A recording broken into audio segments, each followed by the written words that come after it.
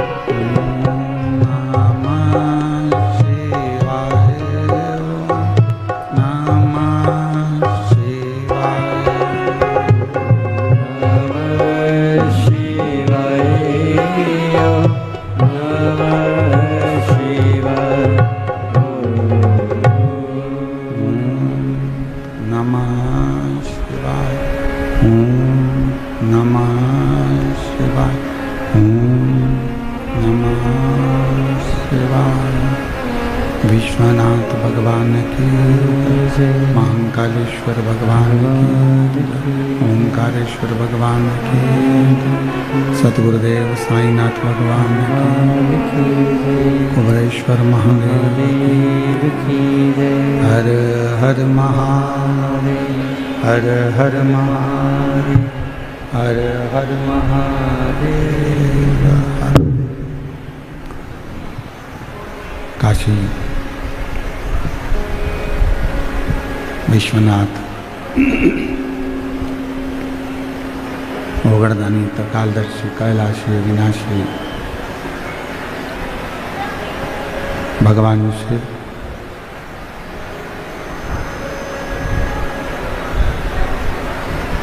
जिनकी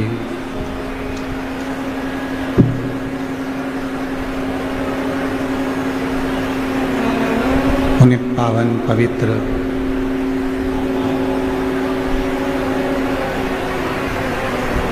शिव महापुराण की कथा बाबा देवाधिदेव महादेव की कृपा से, करुणा से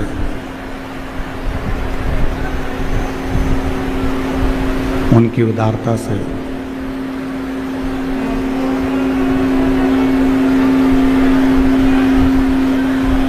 ये पवित्र पावन शिरडी की पवित्र धरा लोनी गांव में चल रही 5 दिवसीय शिव महापुराण की कथा के मुख्य यजमान माननीय श्री नामदार राधा कृष्ण विखे जी पाटिल, श्रीमती शालिनी ताई विखे जी पाटिल, माननीय श्री डॉक्टर सुजय विखे पाटिल जी, श्रीमती धनश्री विखे पाटिल जी, माननीय श्री राजेंद्र विखे पाटिल जी, श्रीमती स्वर्णा विखे पाटिल जी, श्रीमान ध्रुव विखे पाटिल जी, श्री सुप्रिया डोकने पाटिल जी, सुष्मिता ताई वी के पाटिल जी लोनी शिरडी से। एक बार यजमान परिवार के लिए जोरदार ताली बजाकर उनका स्वागत वंदन अभिनंदन। जिन्होंने इस पवित्र पावन शिव महापुराण की कथा का दिव्य और भव्य आयोजित कर आप और हम सभी को कार्तिक के इस पवित्र अवसर पर ये पावन शिव महापुराण की कथा का लाभ प्रदान किया। शिव कृपा से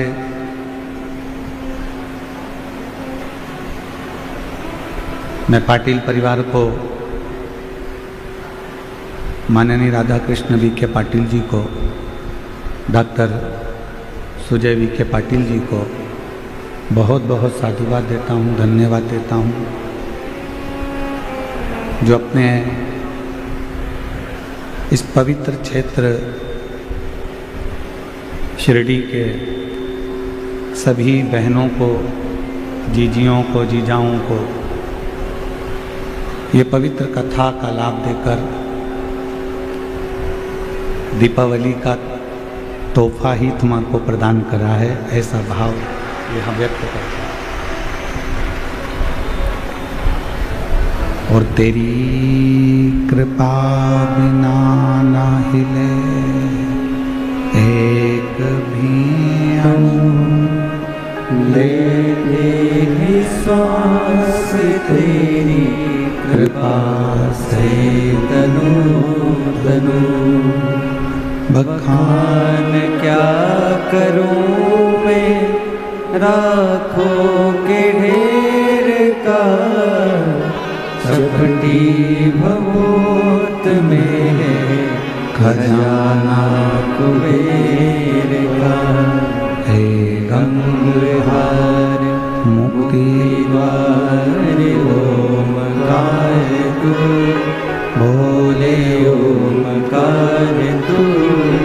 आयो शरण तिहारी शंभु तार तार तू।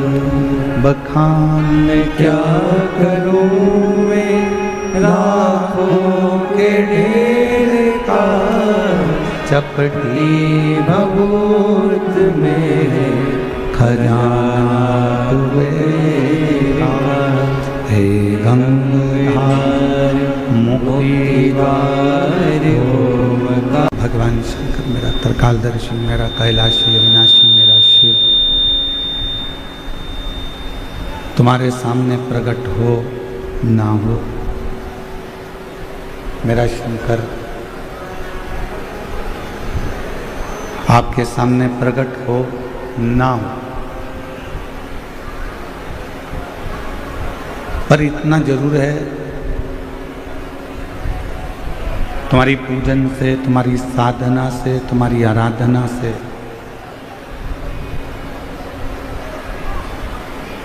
भगवान शंकर आपको प्रकट होकर दर्शन देंगे कि नहीं देंगे ये हम नहीं कह सकते, पर इतना जरूर कह सकते हैं स्पीकरों की आवाज़ बढ़ाओ, स्पीकर नहीं चल रहा है।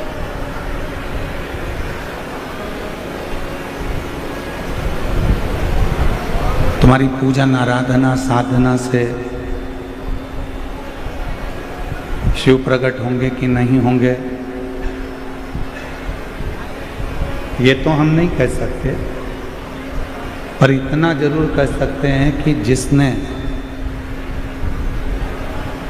भगवान देवाधिदेव महादेव को एक लोटा जल चढ़ा दिया,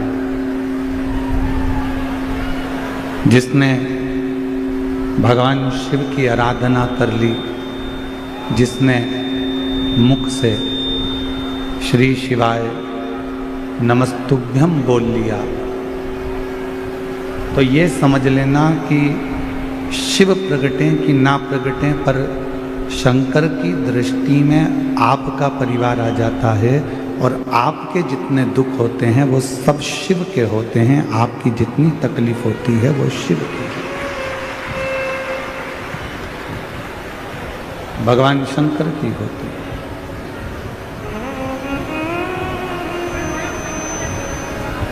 इसलिए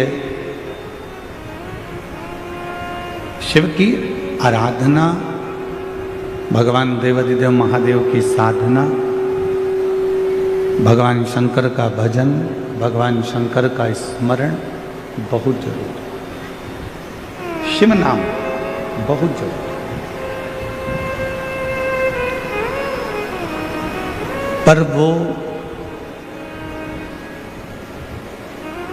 भगवान शंकर की अविरल भक्ति, भगवान शिव का भजन, भगवान शिव का नाम जाप हमें कब फल प्रदान करता है?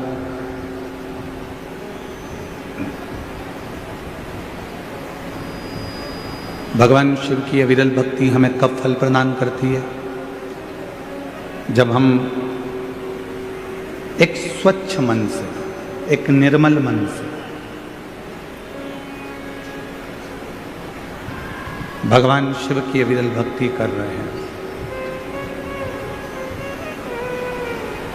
मालूम पड़े हमारे मन की पवित्रता ना हो, तन की पवित्रता तो हम कर ले। तन तो हमने साबुन से धो लिया, सर्फ लगा लिया, शैम्पू लगा लिया, तो शरीर की पवित्रता तो हो गई। पर शरीर की पवित्रता से ज़्यादा जरूरी है इस आत्मा की, इस मन की पवित्रता, इस हृदय की पवित्रता, इस दिल की पवित्रता। स्पीकर बढ़ाओ, स्पीकर नहीं बढ़े हैं, स्पीकर बढ़ाओ। और जब मन की पवित्रता बढ़ती है तो भगवान शिव की शरणागति जीव को अवश्य मिलती है। रामचरितमानस में भी यही कहा, निर्मल मन सो मोहि पावा। आपका यदि मन शुद्ध है, मन की पवित्रता है, यदि आपका मन शुद्ध भाव से भगवान देवाधिदेव महादेव का भजन कर रहा है, मन शुद्ध भाव से भगवान शंकर की भक्ति कर रहा है, तो ये निश्चित है कि भगवान देवाधिदेव महादेव करुणा सागर करुणा करते जरूर हैं।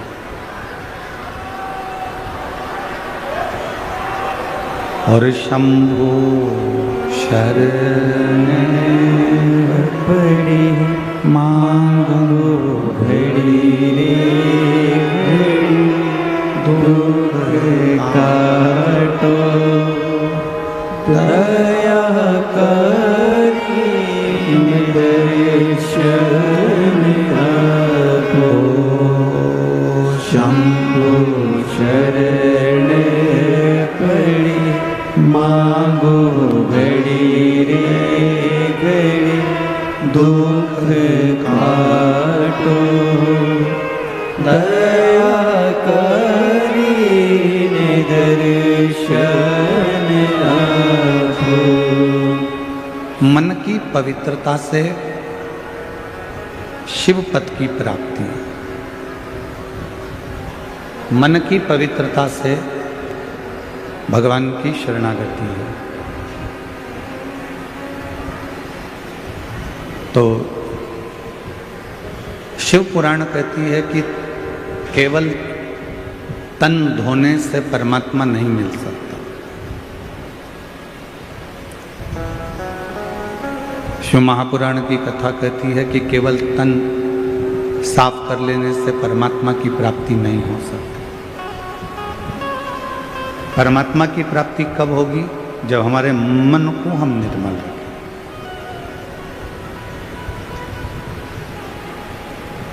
आपसे एक बात पूछें, उत्तर दीजिएगा जरा। जितनी मेरी शिरडी की जीजियाँ बैठी हैं, जितने मेरे शिरडी के जीजा बैठे हैं, उत्तर देना। घर में रोज झाड़ू लगाते हो कि नहीं लगाते? जम के तो बोलो, लगाते हो? घर में रोज बर्तन मांजते हो कि नहीं मांजते हो? बोलो बोलो, जम के बोलो, मांजते हो? जब घर में रोज झाड़ू लगा रहे हो, रोज बर्तन मांज रहे हो, अपने गिलास, अपने चाय के कप अपन स्वयं मांज लेते हैं, साफ कर लेते हैं। जब घर में रोज झाड़ू लगा रहे हो, रोज बर्तन मांज रहे हो, रोज सफाई कर रहे हो, तो मान लो 2 दिन, 4 दिन, 8 दिन, 10 दिन, 15 दिन, 1 महीना यदि तुम घर में झाड़ू नहीं लगाओ तो 1 महीने तक तुम बर्तन ही नहीं मांजो तो वो बर्तन पर मेल जमता जाएगा, झूठन जमती जाएगी और बर्तन काला हो जाएगा। जिस कमरे की रोज झाड़ू नहीं निकलती, जिस घर की रोज बुआरी नहीं निकलती, झाड़ू नहीं झाड़ते, वो कमरा एक दिन अटाला घर हो जाता है, कबाड़े का कमरा हो जाता है।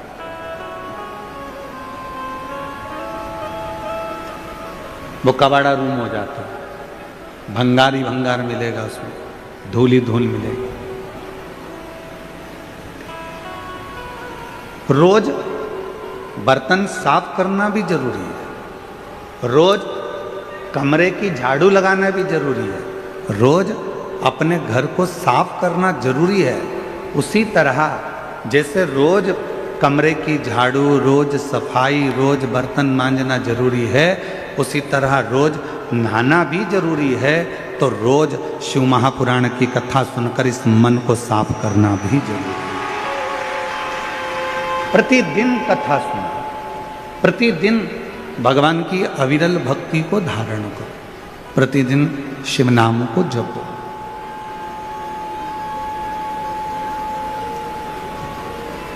और जब हम प्रतिदिन भगवान शंकर के मंत्र जाप को करते हैं, प्रतिदिन शिव नाम को जपते हैं, तो हमारा मन अपने आप साफ होते चले जाता है।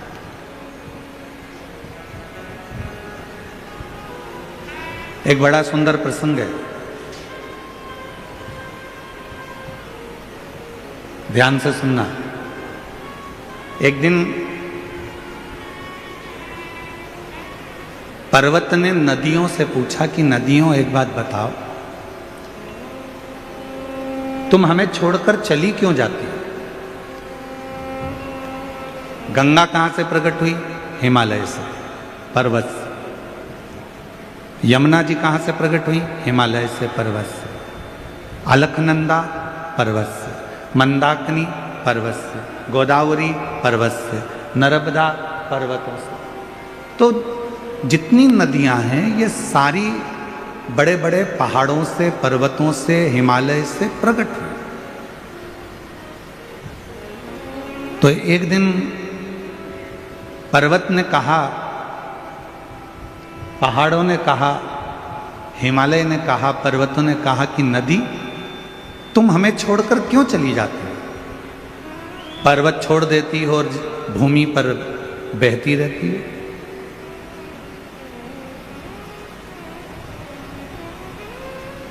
नदी चुप रही, कुछ बोली नहीं। फिर पर्वत ने कहा कि नदी एक बात बताओ कि तुम हमको छोड़कर क्यों चली जाती हो? तब नदी ने उत्तर दिया पर्वत को कि पर्वत, तुम बहुत कठोर हो, और तुम इतने कठोर हो, तुम्हारे कठोरपन के कारण हम तुम्हें छोड़कर चले जाते हैं।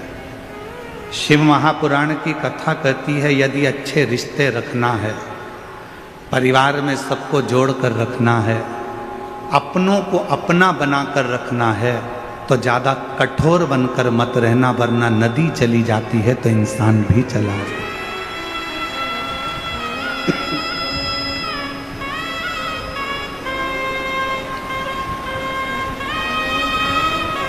जितने कठोर रिश्ते हम, जितने कठोरपन हम रखेंगे, जितनी कठोरता हम रखेंगे, उतने हमसे रिश्ते दूर होते चले जाएंगे। कड़क रहो, मना नहीं है, पर इतने भी कड़क मत होना कि लोग ही तुमसे दूर हो जाएं।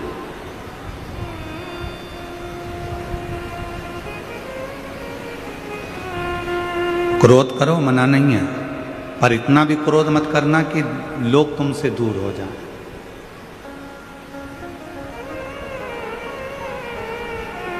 संसार में ऐसे कई लोग हैं जो दिल के साफ हैं, पर उनका जो भड़बड़ापन है, उनका जो क्रोध है, उनका जो कड़कपन है, वो कड़लापन कई लोगों को दूर कर देता है।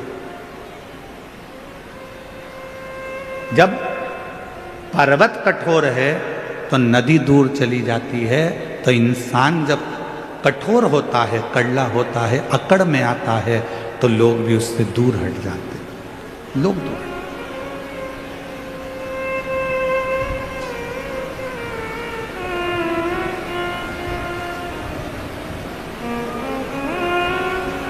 मैं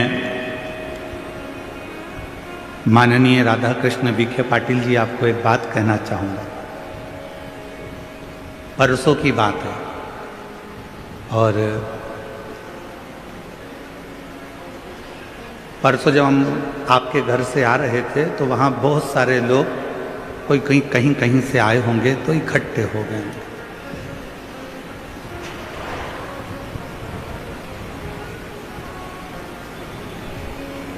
तो उसमें से हमने एक व्यक्ति से, और एक महिला थी उनके साथ, और एक बच्चा था। शायद बच्चा को कोई तकलीफ होगी, कोई बीमार होगा, और माँ की गोद में वो बच्चा था, और वो आदमी भी, उसका पति भी वहीं पर था। तो हमने पूछा कि यहाँ तो इतनी फोर्स लगी हुई है, आसपास किसी को आने नहीं देते, तो तुम लोग यहाँ कैसे खड़े हो गए?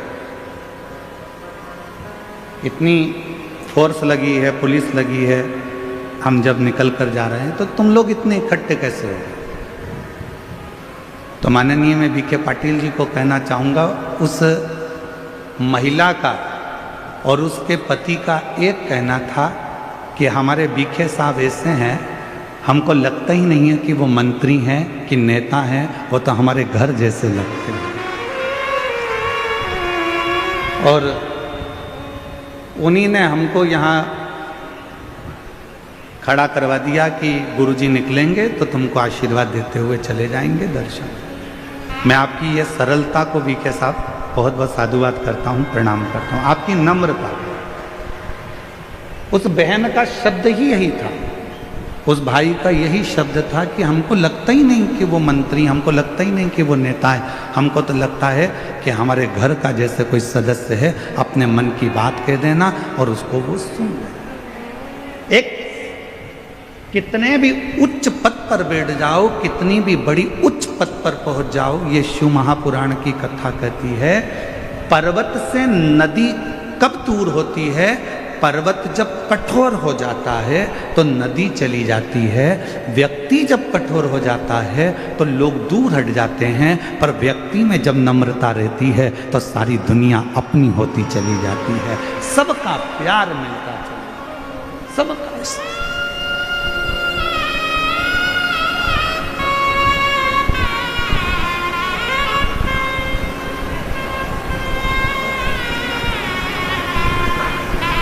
और हम भोले बाबा जी से यही प्रार्थना करते हैं, माननीय विखे पाटिल जी से, कि शिव जी की कृपा आप पर ऐसी ही बनी रहे और आपका नम्रता ऐसी ही बनी रहे। शिव जी की ऐसी करो, ऐसी नम्रता जीव को करीब लाती, आपके भीतर की सरलता शिव को करीब लेकर आती। हमने ऑनलाइन कथा में एक बात कही थी जलगांव से कि शिव को पाने का सबसे सुंदर तरीका कौन सा है? तो जलगांव की कथा में कहा था, शंकर जी को पाने का सबसे सुंदर तरीका है अपनी वाणी का प्रयोग करो, शिव को पुकारो।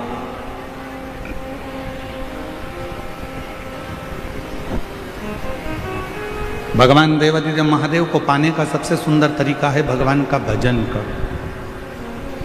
शिव जी को पाने का सबसे सुंदर तरीका है एक लोटा जल, सारी समस्या का हल। शिव को प्राप्त।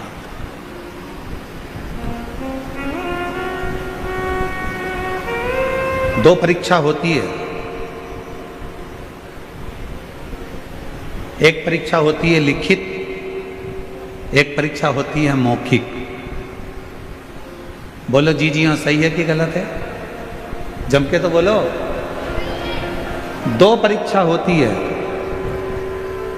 एक परीक्षा होती है लिखित परीक्षा,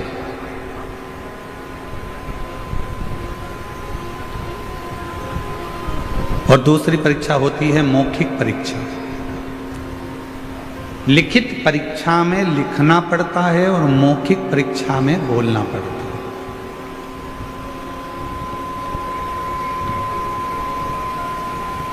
लिखित परीक्षा में नकल हो सकती है, लिखने वाली परीक्षा में आप थोड़ी बहुत नकल कर सकते हो, नकल हो सकती है, पर मौखिक परीक्षा में नकल नहीं होती। उसमें तो आपको सामने बैठकर बोलना पड़ता है। मौखिक है।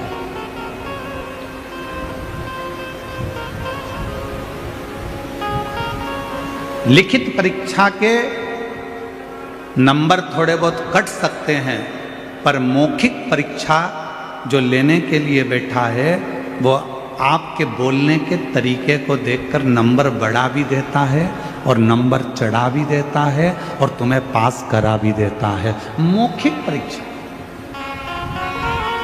लिखित परीक्षा में नकल हो सकती है, लिखित परीक्षा में आपके नंबर कम हो सकते हैं, पर मौखिक परीक्षा में आपके नंबर बढ़ सकते हैं, टीचर आपके नंबर बढ़ा सकता है। वो मौखिक परीक्षा।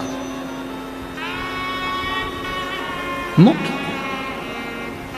उसी तरह शिव महापुराण की कथा कहती है कि मेरे देवाधिदेव महादेव को यदि प्राप्त करना है तो मौखिक परीक्षा दो। मौखिक परीक्षा मतलब सुबह से लेकर शाम के बीच में जितनी बार बन जाए अपने मुख से श्री शिवाय नमस्तु, श्री शिवाय नमस्तु, श्री शिवाय नमस्तुभ्यं, श्री शिवाय नमस्तुभ्यं। ये मौखिक परीक्षा है। आप जितना पुकारोगे, गज ने पुकारा, भगवान गरुण चढ़कर आ गए उस हाथी की पुकार सुनकर, उस गज की पुकार सुनकर। ग्राह का शीश काट दिया, हाथी का पांव छुड़ा दिया।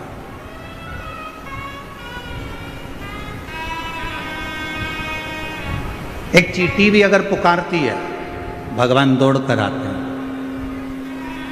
एक जीव भी जरा सा पुकारता है, भगवान दौड़ कर आते हैं। यह मौखिक परीक्षा है। आप जितने प्रेम से परमात्मा को पुकारोगे, आप जितने प्रेम से भगवान को बुलाओगे, मेरा परमात्मा उतने प्रेम से दौड़ कर आता है। जब आप और हम शिव महापुराण की कथा को सुनते हैं, भगवान शंकर की कथा को श्रवण करते हैं और कथा सुनने के बीच में बैठकर श्री शिवाय नमस्तुभ्यम जब आंख बंद कर कर, नेत्र बंद कर कर, हाथ जोड़कर जब हम शिव का मंत्र उच्चारण करते हैं और बाद में जब अपने दिल की बात कहते हैं, तो मेरा शंकर भगवान वो 3 महीने में पूर्ण कर ही देता है। ये पुकार है, ये पुकार।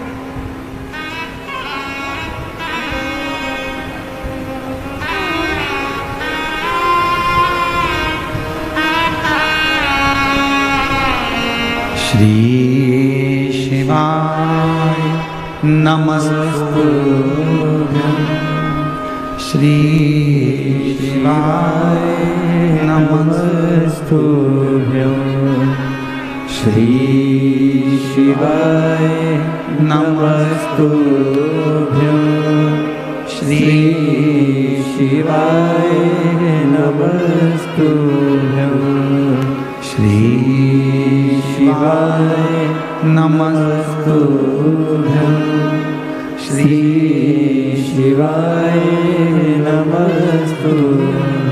जब आप और हम दिल से जब उसको पुकारें, उसको बुलाएं और उसको अपने दिल का हाल सुनाएं, अपने मन से कुछ उसको कहकर सुनाएं, तो वो सुनता है।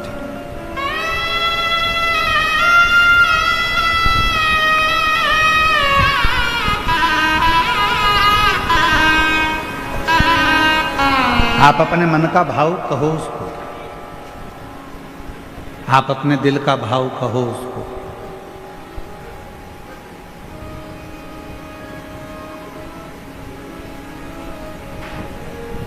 केवल टाइम बर्बाद करने के लिए शिव महापुराण की कथा में बिल्कुल मत जाओ।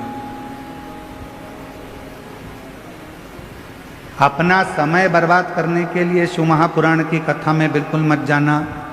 यदि आए हो, पंडाल में जगह नहीं है, बाहर जहाँ छांव मिल जाए वहाँ बैठकर जितनी देर की कथा मिल जाए उतनी देर की सुनना।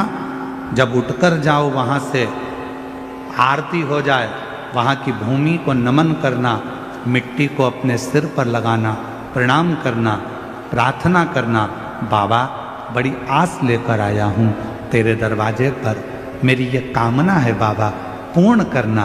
3 महीने में मेरा भी पत्र व्यासपीठ पर पहुँचे, ऐसी कृपा करना बाबा। उससे प्रार्थना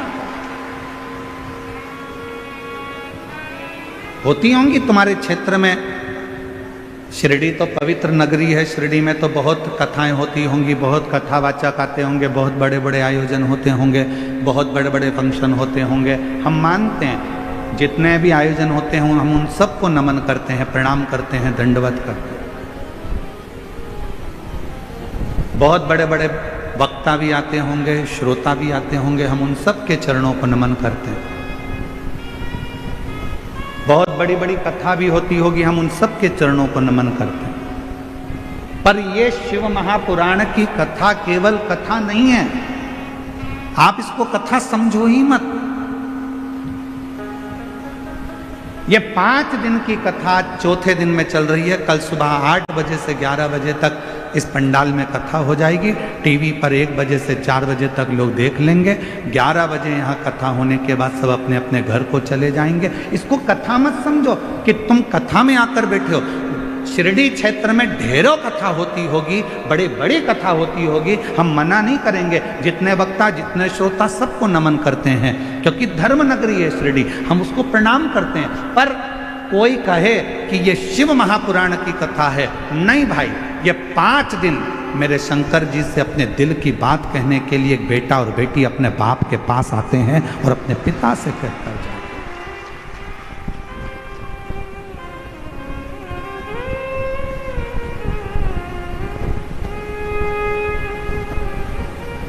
पहले मोबाइल नहीं होते थे, फोन नहीं होते थे, एसटीडी बूथ होते थे। बोलो सही है कि गलत है? अरे जम के तो बोलो। ना फोन होते थे, ना मोबाइल होते थे, एसटीडी बूथ होते थे। लोगों को बात करना रहती थी तो अपना टाइम निकालकर एसटीडी बूथ पर जाते थे, नंबर डायल करते थे और फोन पे बात करते थे। अपने दिल का हाल उस एसटीडी बूथ के कक्ष में एक कमरा होता था, छोटा सा डब्बा होता था एसटीडी का, उसके अंदर दरवाजा बंद कर कर आप अपने दिल की बात कहते थे। पसीना टपकता रहता था। वो एसटीडी बूथ में एसी नहीं लगा होता था, लगा होता था क्या? अरे बोलो तो जम के। पसीना टपकता था, दरवाजा बंद था, कोई अपनी बात ना सुन ले, एसटीडी बूथ का दरवाजा बंद कर कर हम बात करते थे। 5 मिनट, 10 मिनट और ज़्यादा बात करना हो तो 20 मिनट, 1 घंटा हम अपने दिल की बात उस एसटीडी बूथ के अंदर बैठ कर करते थे। उसी तरह जैसे पहले फ़ोन नहीं होते थे, पहले मोबाइल नहीं होते थे, तो लोग एसटीडी बूथ में जाकर बात करते थे अपने दिल की, जिससे करना होती थी। उसी तरह आज भी ये शिव महापुराण का जो पंडाल है ये एसटीडी बूथ है और आप अपने अपने घर से आकर परमात्मा से बात करते हो। यहां बैठकर आप शिव से बात कर रहे हो, यहां बैठकर आप शंकर जी से बात कर रहे हो, यहां बैठकर आप अपने दिल का हाल अपने देव अधिदेव महादेव को श्रवण करा रहे हो।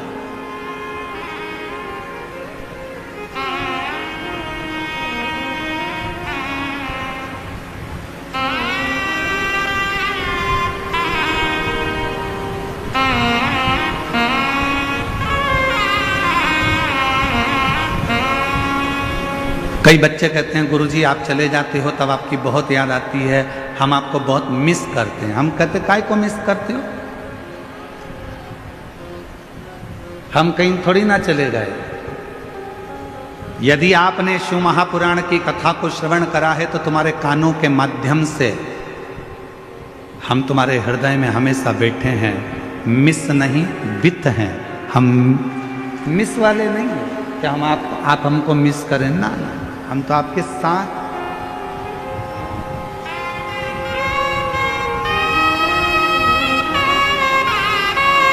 और मैंने तेरे ही भरोसे बाबा, तेरे ही भरोसे हवा बिच उड़ती जावांगी बाबा, डोर तो छड़ी में कटी जावांगी।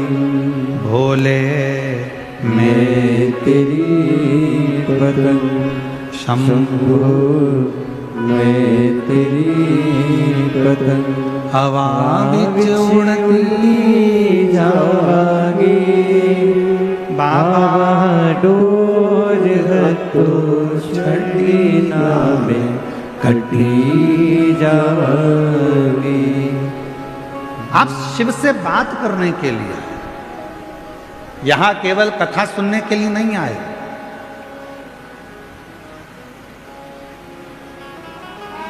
कथा तो आप अपने घर पर बैठकर टीवी पर भी सुन सकते थे। बोलो बोलो, सही है कि गलत है? घर पर बैठते टीवी पर कथा सुन लेते, पर लाखों की संख्या में आप लोग आए हो। ये पंडाल इतने बड़े बड़े, अगर इन पंडालों को सीधा सीधा लगा दिया जाए तो लगभग 4 किलोमीटर से 5 किलोमीटर दूर तक के पंडाल हैं ये, जिसमें आप बैठे हो। अब इन पंडाल के बाहर भी लोग बैठे हुए हैं, पीछे भी लोग बैठे हुए हैं, दाएं बाएं जहां जहां लोगों को जगह मिल रही है।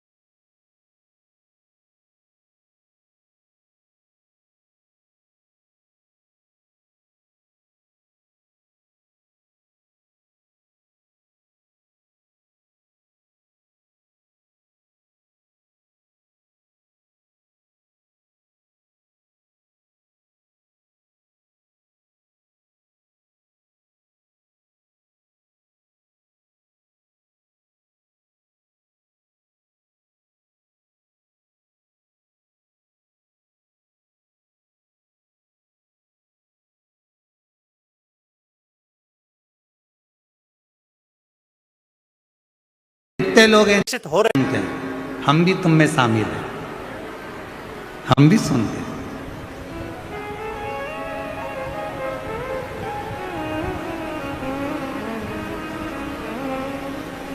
जब खुशी होती है तो गाने सुनते हैं। बोलो बोलो, जम के बोलो, थोड़ा थोड़ा गुनगुना भी लेते हैं।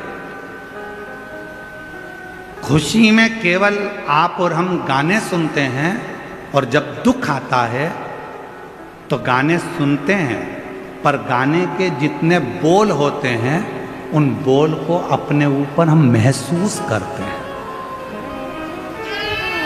दुख आया, तकलीफ आई, कष्ट आया, तो गाने के जो बोल हैं उसको हम अपने ऊपर महसूस कर रहे हैं। कहीं चोट लग गई दिल में, हृदय में किसी ने धोखा दे दिया, और गाने सुन रहे, दिल के अरमा आंसुओं में बह गए, तो अपने ऊपर महसूस कर रहे हैं मेरी पूरी जिंदगी बर्बाद कर दी मैंने, कितना अच्छा, कितना साथ दिया था, और मेरा पूरा जीवन। उस गाने के बोल को हम अपने ऊपर महसूस कर रहे हैं।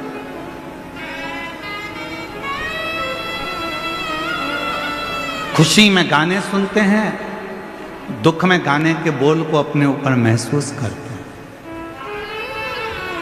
शिव महापुराण की कथा कहती है 3 घंटे की कथा में आप 2-2.5 घंटे कथा सुनते हो। 2-2.5 घंटे की कथा में आप जब 5 मिनट श्री शिवाय नमस्तुभ्यम कहने का आए, भोला मेरा सब दुख काटो, ये बोलने का आए, उस समय पर शंकर को अपने पास में महसूस करना प्रारंभ करो कि मैं शिव मेरे पास में बैठे हैं और मैं शंकर को अपने हृदय का भाव कर रहा हूं।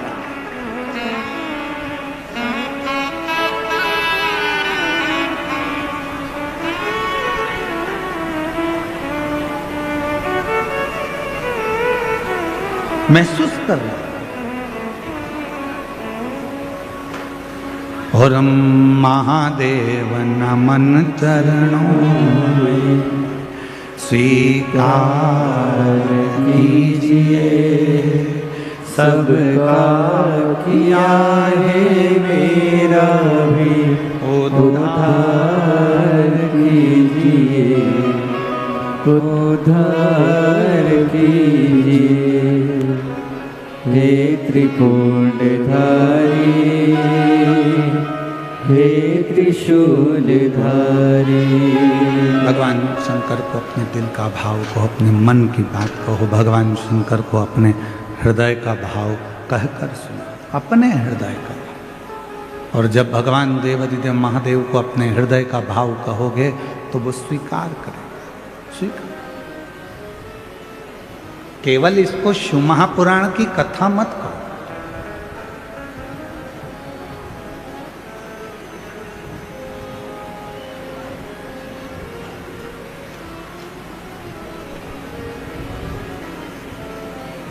उसकी प्राप्ति का केंद्र बिंदु है ये शंकर की कथा।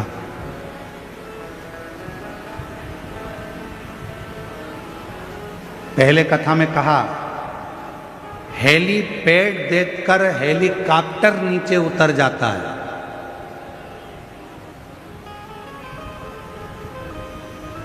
हेलीपैड देखकर हेलीकॉप्टर नीचे उतर जाता है और शिव महापुराण कथा का पंडाल देखकर मेरा देवाधिदेव महादेव नीचे उतर जाता है। मेरा शिव आता है। अब आप उसको पहचानो ना पहचानो ये आपके ऊपर, आप उसे जानो ना जानो ये आपके ऊपर, आप किस भाव में उसको भज रहे हो ये आपके ऊपर।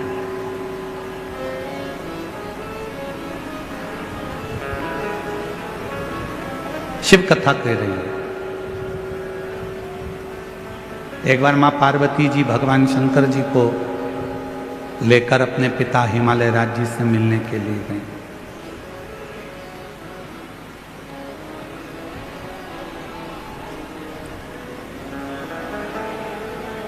और माता पार्वती जी भगवान शिव को लेकर जब अपने पिता हिमालय राज जी से मिलने के लिए गई तो हिमालय राज कहीं गए हुए थे। हिमालय राज वहां पर थे नहीं।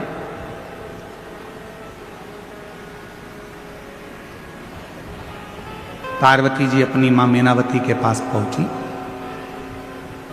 और मां मीनावती की गोद में सिर रखकर मां पार्वती जी लेट गई।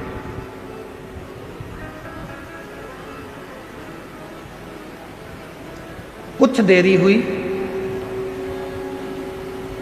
और कुछ देरी के बाद हिमालय राज आ गए और हिमालय राज जैसे ही आए तो पार्वती जी उनसे जाकर गले लगे। शिव महापुराण की कथा कहती है बेटा मां को प्रिय होता है और बेटी बाप को प्रिय होती है। बेटी की प्रियता बाप को,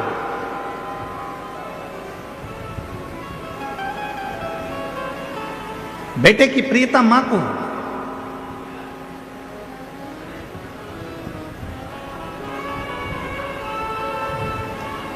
अगर बेटे को कुछ चाहिए होगा ना तो सबसे पहले वो अपनी मम्मी से कहेगा मम्मा आई 500 रुपए की जरूरत है, आई पापा से कहना दिलाना, भाऊ से बोलना 500 रुपए दे। बेटे को जरूरत होती है तो वो अपनी माँ से कहता है और बेटी को किसी भी चीज की जरूरत होती है सबसे पहले अगर बेटी बोलती है तो अपने पापा से कहती है पापा ऐसी बात है मुझे पढ़ाई करना है, इस कॉलेज में जाना है, इस स्कूल में जाना है, मुझे ऐसा करना है, मुझे ये कोचिंग करना है, मुझे ये करना है। उसकी प्रियता उसके पिता से।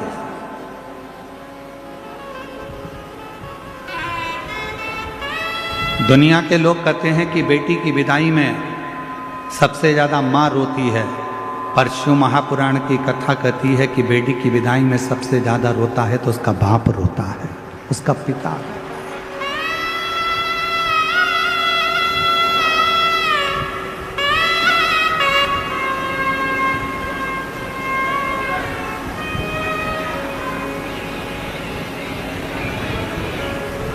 दुनिया का एक दान सबसे विचित्र दान है और वो है कन्यादान। दुनिया का एक दान सबसे विचित्र दान है और वो है कन्यादान। एक बाप अपने दिल की, अपने घर की सारी खुशियां दूसरे के हाथ में दान दे देता है, अपनी बेटी का दान कर देता है।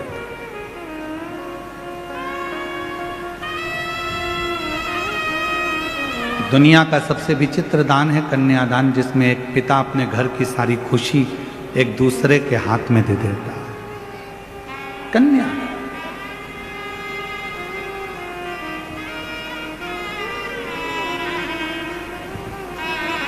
दान देने वाले ने तो दे दिया, पर दान लेने वाले ने उसको समझा कि नहीं समझा ये पता नहीं। जितने बैठे हो सकता है हमारी बात का आपको बुरा लग जाए, और लग जाए तो लग जाए, पर शिरडी में कहकर जरूर जाऊंगा।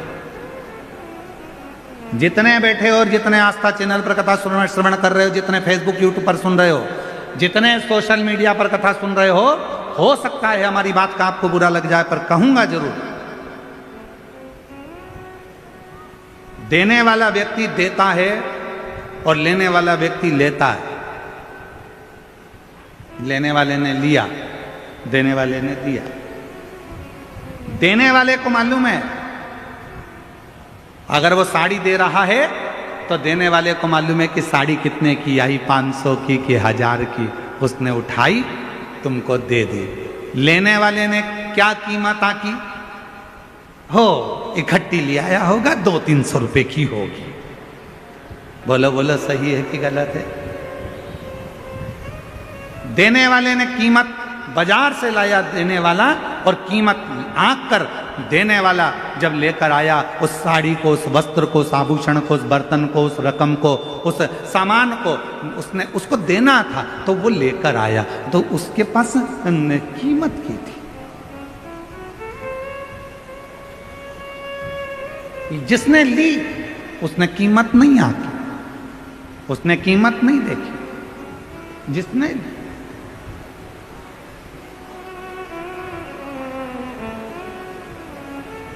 शादी में कौन कौन गया है? किसी की शादी में गए हो कभी? अरे हाथ तो उठाओ जरा। गए हो सब लोग शादी में? अगर शादी में गए होगे तो लिफाफे में पैसे डाले थे? अरे बोलो तो जम के। डाले थे? ठीक है। लिफाफा कितने का आया था? 2 रुपए का? 5 रुपए का? पैसे का तो आया था कि नहीं आया था, ये बताओ पहले तो। 2-5 रुपए का लिफाफा आया होगा, तुमने उसमें 500-1000 रुपए डाले होंगे, पॉकेट में तुमने पैसे डालकर शादी वाले को दिए होंगे। तुमने वो लिफाफा 5 रुपए का खरीदा, सुंदर से सुंदर खरीदा कि अपने रिश्तेदार की शादी है, अच्छा दूंगा। 5 रुपए का लिफाफा खरीदा और तुमने उसमें 1000-2000 रुपए रखकर दिए।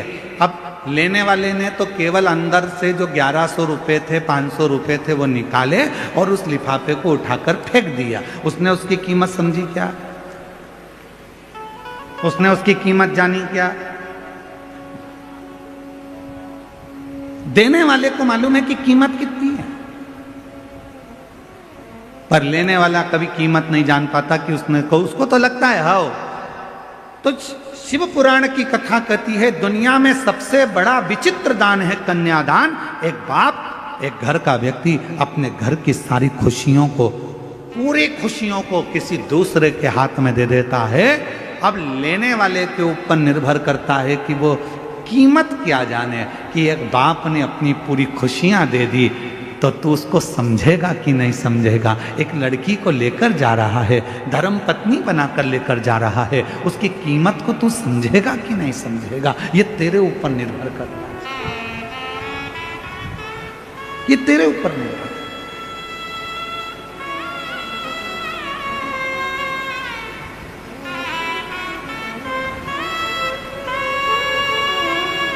पार्वती जी माँ की गोद में सिर रखकर सो रही थी और माता पार्वती जी जब अपनी माँ मैनावती की गोद में सिर रखकर सो रही थी, पिताजी हिमालय राज का आगमन हो गया। और जैसे ही हिमालय राज का आगमन हुआ तो पार्वती जी दौड़ पड़ी, अपने पिता से गले लगने के लिए दौड़ी मां पार्वती।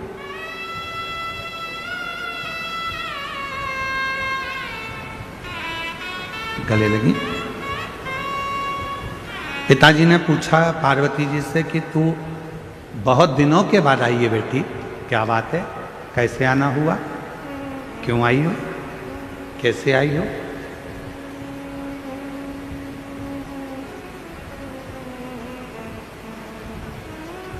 दुनिया में केवल एक बेटी ऐसी होती है जो अपने बाप के चेहरे को देखकर पहचान जाती है कि पापा को तकलीफ क्या है।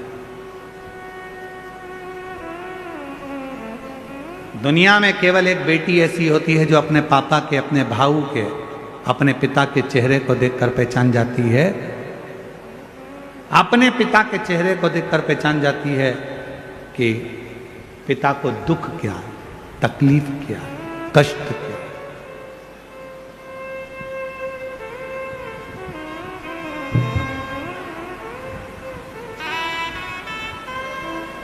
पिता को देखकर समझ जाते हैं।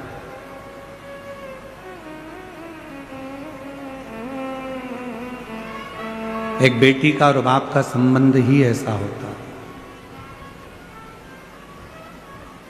बेटी बाप का चेहरा देखकर पहचान जाती है कि पापा को तकलीफ क्या है, और बाप फोन पर भी अगर बात करेगा ना बेटी से तो समझ जाएगा कि मेरी बेटी को तकलीफ क्या है। ये संबंध है, एक पिता का और पुत्री का संबंध, एक बाप और बेटी का संबंध। समझ जाए। बस जैसे एक पिता अपनी बेटी के मुख से शब्द सुनकर समझ जाता है कि इसको तकलीफ क्या है, एक बेटी अपने बाप का चेहरा देखकर समझ जाती है कि तकलीफ क्या है। उसी तरह जब तुम एक लोटा जल लेकर देवाधिदेव महादेव को चढ़ाने के लिए जाते हो, तुम मंदिर की सीढ़ी चढ़ते ही हो, उतनी देर में शंकर भगवान समझ जाते हैं कि मेरी बेटी का दुख क्या है, तकलीफ क्या है, कष्ट क्या है, मेरे बेटे को तकलीफ क्या है, मेरे पुत्र को तकलीफ क्या है, मेरी बेटी को तकलीफ क्या है, वो समझ जाए।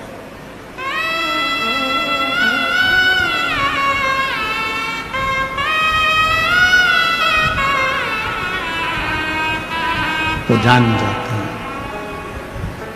और रिश्ता तेरा मेरा सबसे प्यारा, रिश्ता तेरा मेरा सबसे प्यारा, तू मेरा बाबा मैं हूँ तेरा लाला, मैं हूँ तेरा लाला, तू मेरा बाबा मैं हूँ तेरा लाला, मैं हूँ तेरा लाला। ये संबंध शिव जान जाते हैं, शिव पहचान। आपकी प्रार्थना से, आपके भजन से, आपके कीर्तन से, आपके मंत्र जाप से, आपके स्मरण से, आपके नाम जाप से, आपके स्मरण से, आपके कीर्तन से, आपके भजन से शिव पहचान जाते हैं कि आपको तकलीफ क्या है। कष्ट हो गया।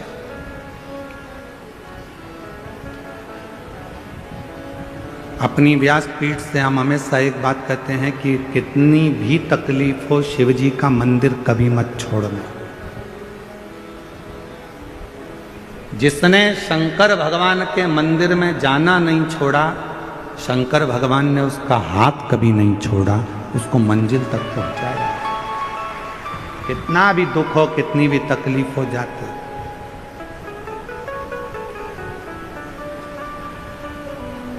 उसके दरवाजे तक जाओ। आषाढ़ी एकादशी का समय आए, आषाढ़ी एकादशी के पहले वारी निकलती है, पूरा महाराष्ट्र वारी करता है। पूरा महाराष्ट्र। अपने घर के बच्चों को प्रेरणा दो, अपने घर के बच्चों को समझाओ कि हर घर से कम एक ना एक व्यक्ति वारी के लिए, पंडरीनाथ के लिए निकलना चाहिए। क्योंकि पूरी दुनिया में, पूरे विश्व में केवल एक मंदिर है भगवान हरि विट्ठल का, जिनके मस्तक पर शंकर भगवान का शिवलिंग विराजमान है। वो पूरी दुनिया में केवल हरि विट्ठल पांडुरंगा विट्ठलनाथ। पूरी दुनिया में केवल एक देवता ऐसे हैं, हरि विट्ठल पांडुरंगा, जिनके मस्तक पर भगवान शंकर का शिवलिंग विराजमान है, जिनके सिर पर शिवलिंग है। पूरी दुनिया में कोई मंदिर नहीं मिलेगा ऐसा। इतना प्रेम भगवान हरि विट्ठल का, भगवान नारायण का। जिस समय पर भगवान सबसे पहली वारी मेरे देव अधिदेव महादेव ने कैलाश पर्वत से पंडरीनाथ तक करी थी, पंढरपुर तक करी थी, सबसे पहली वारी। प्रथम वैष्णव है भगवान शंकर, प्रथम वारी करने वाले हैं भगवान शंकर, जो कैलाश पर्वत से काशी आए और काशी से मां पार्वती को साथ में लेकर वारी करने के लिए निकले और पंडरीनाथ हरि विट्ठल पंढरपुर तक गए। जब पंढरपुर में पहुंचे, इतनी भीड़ थी पंढरपुर में कि भगवान देव अधिदेव महादेव ने विचार करा, करूं क्या? नंदी को एक ओर छोड़ दिया, गणेश जी को दरवाजे पर छोड़ दिया, पार्वती को दूर छोड़ दिया और अकेले महादेव खड़े थे। तब मेरे हरि विट्ठल, मेरे पांडुरंगा हरि विट्ठल ने देखा मेरे महादेव आए हैं, अकेले खड़े हैं। तब शंकर भगवान को लेने के लिए मेरे पांडुरंगा हरि विट्ठल दौड़ कर आ गए। शंकर भगवान को देखा हरि विट्ठल ने, तो हरि विट्ठल ने कहा, चलो प्रभु। शंकर जी कहने लगे, इतनी भीड़ अंदर कैसे जाऊंगा? तब भगवान हरि विट्ठल ने कहा, आप भीड़ में मत चलो, आप मेरे सर पर बैठकर चलो। शंकर जी को सर पर लेकर चल दिए मेरे पांडुरंगा हरि विट्ठल। भारत की भूमि पर नहीं, पूरे विश्व में केवल एक मंदिर हरि विट्ठल पांडुरंगा का, मेरे नारायण का ऐसा है, जिनके सिर पर स्वयं शिव जी का शिवलिंग विराजमान है। शिवलिंग। और जब आप और हम विट्ठल विट्ठल कहते हैं ना, तो सबसे ज्यादा प्रसन्न कौन होते हैं? बोलो, जम के बोलो। हरि विट्ठल प्रसन्न होते हैं क्या? नहीं। जब हम विट्ठल विट्ठल विट्ठल विट्ठल विट्ठल विट्ठल पांडुरंगा विट्ठल हरि विट्ठल जब बार बार पुकारते हैं, तो सबसे ज्यादा प्रसन्न मेरे देव अधिदेव महादेव हो जाते हैं पांडुरंगा का नाम सुन प्रसन्न होते।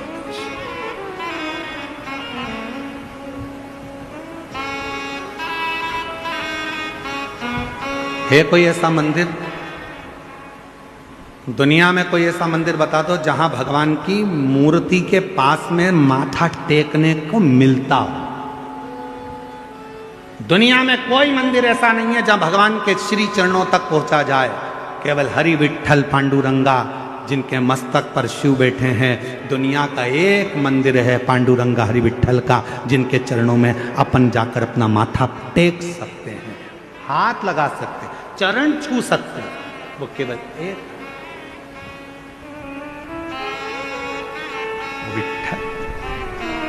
इसलिए विट्ठल विट्ठल विट्ठल जब हम पुकारते हैं तो शिव प्रसन्न, शंकर पर दुनिया के लोगों ने इसमें भी भेद कर दिया। दुनिया के लोगों ने कहा शिव हमारे नहीं है, किसी ने कह दिया ये हमारे नहीं है, किसी ने कह दिया वो ऐसा हो गया। नहीं, शिव महापुराण की कथा को यदि आप श्रवण कर रहे हैं, हरि विठ्ठल के मंदिर में जब आप दर्शन करने के लिए जाएंगे, आप पांडुरंग हरि विठ्ठल को जब याद करोगे तो शिव प्रसन्न हो जाएंगे, और शिव का नाम लोगे, श्री शिवाय नमस्तुभ्यम कहोगे तो स्वयं नारायण प्रसन्न हो जाएंगे।